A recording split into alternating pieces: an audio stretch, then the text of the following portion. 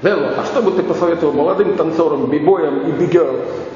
Я советую, что надо найти свою линию, сделать по-другому, так, как другие не сделают, потому что никто не хочет смотреть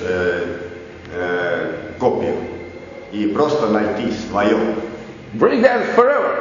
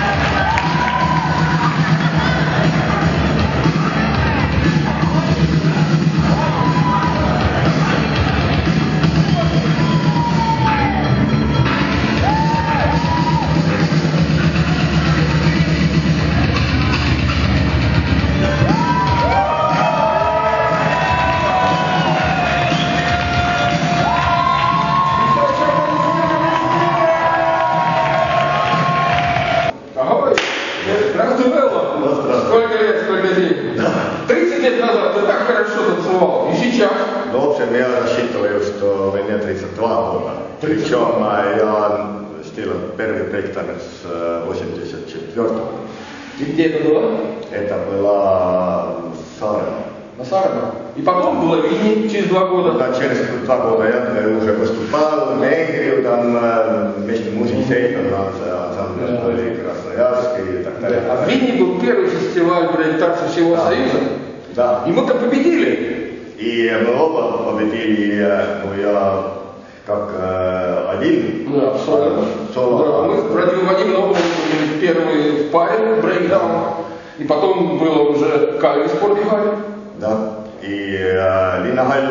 Уже... Ну там Линагаль уже сказали, что это, что я сделаю, это не брейкданс.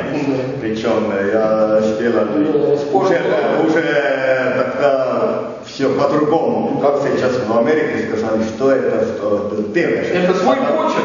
И я сделаю все оригинально, и уникально, и так, как... И публике нравится? Да, как другие не делают. Молодец, респект.